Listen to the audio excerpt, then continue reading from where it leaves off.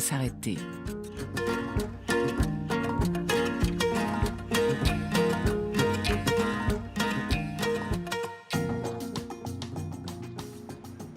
Claude Clément est un passionné d'histoire médiévale.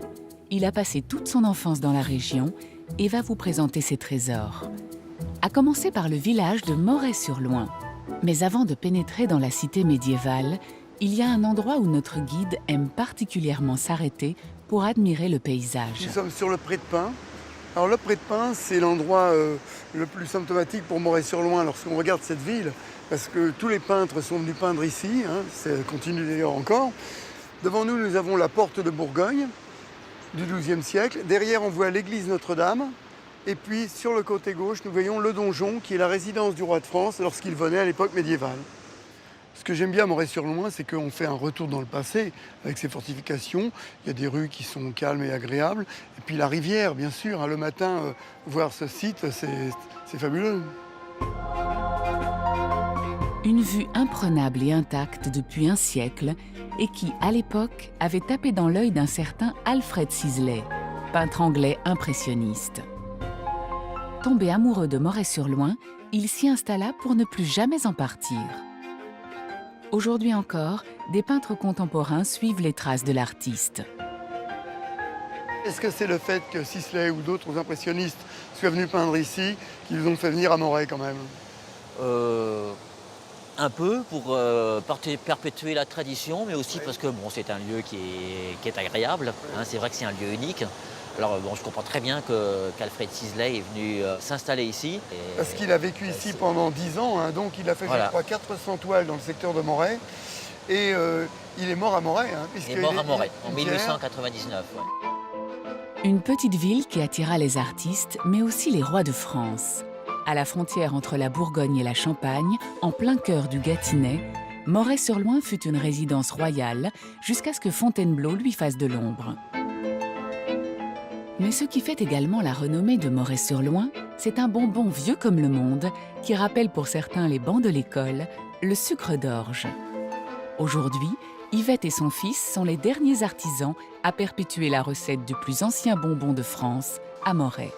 Pour Claude Clément, elle accepte de dévoiler certains de ses secrets de fabrication. On prend une bassine en cuivre, on met de l'eau, on va mettre de la tisane d'orge qui a été faite ce matin et du sucre. Une recette ancestrale qui enchante tous les gourmands. Mais avant d'être une friandise, c'est surtout pour ses vertus médicinales que le sucre d'orge fut créé. En 1638, les religieuses bénédictines qui étaient à Moret se sont rendues compte que l'orge était un adoucissant pour la gorge. Et à ce moment-là, il n'y avait pas de micro, donc les prédicateurs mangeaient des sucres d'orge pour adoucir la gorge. Voilà. Les sœurs de Moret vont fabriquer cette gourmandise jusque dans les années 1970. Puis, elles transmettront leur savoir-faire à Yvette et toute sa famille. Dans ce laboratoire, la tradition ne se perd pas grâce aux précieuses machines, comme ces magnifiques moules en bronze, car ici, rien n'est automatisé. Alors Yvette, vous êtes obligée de les découper tous comme ça, un par un? À tous, un par un. Et alors vous en faites combien par jour à peu près? Alors on fait 80 kg de sucre d'orge à peu près par jour. Et là, sur cette table, il y a 600 bâtonnets à peu près. D'accord. Et alors, la devise de la confrérie du sucre d'orge, c'est sucer et faire sucer. Oh là là. Voilà. Oh, dites donc, c'est scabreuse. Le sucre d'orge de Moret, bien sûr. Et Claude Clément n'est pas au bout de ses surprises. Autour du Loing, la région naturelle du Gâtinais regorge de nombreuses richesses. Et notamment la culture d'une précieuse épice que l'on penserait venue du bout du monde.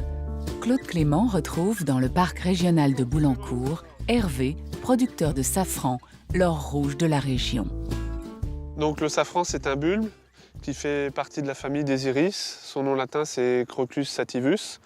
Donc on le plante théoriquement entre le 14 juillet et le 15 août. Ça pousse bien dans le Gâtinais, ça ne craint pas par exemple l'hiver, le froid, non? Alors vu qu'il est planté à 17 cm de profondeur, on craint très peu les forts gelées. À 42 ans, Hervé est producteur céréalier.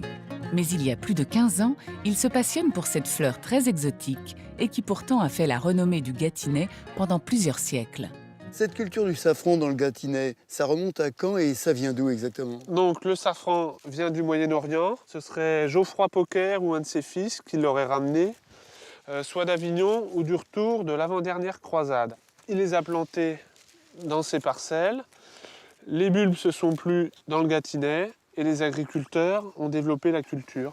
Donc ça, c'était dans les début des années 1300. La cueillette n'a lieu qu'une seule fois par an, 3 semaines au mois d'octobre.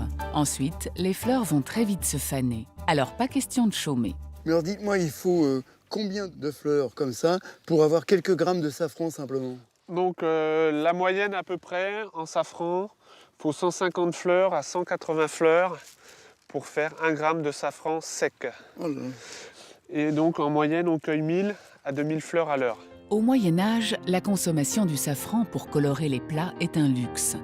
7 siècles plus tard, elle reste l'épice la plus chère au monde parce qu'elle demande beaucoup de travail manuel et de patience. Donc on pose notre panier de fleurs sur la table et je vous explique. On arrache 2-3 pétales de la fleur. Ensuite, je glisse le doigt en dessous le style et je le coupe avec l'ongle. On sépare les étamines et après, on refait la coupe à niveau pour garder des jolis stigmates. C'est un filament rouge qui donnera une infusion jaune et colorera les plats en jaune. Oui. Tout l'été, elle est en dormance, elle fleurit à l'automne alors que tout s'endort. C'est un peu une plante mystérieuse qui fait rien comme tout le monde. Donc c'est assez passionnant à cultiver et puis essayer de la maîtriser. Une fois émondé, le safran est séché pendant plusieurs heures dans un séchoir et va perdre près de 4/5 de son poids, ce qui explique son prix si élevé, environ 23 € le gramme. Dites-moi, ce pot, il contient combien de grammes de safran exactement? Ah, je ne l'ai pas encore pesé, mais à vue d'œil, on est à 30-40 grammes de safran 40 sec. grammes, ouais.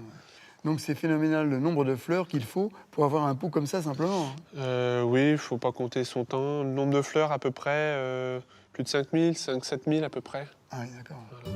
D'abord reconnu pour ses vertus médicinales, le safran va très vite être utilisé dans la cuisine pour relever les plats. Alors le safran, comment on l'utilise dans la cuisine exactement?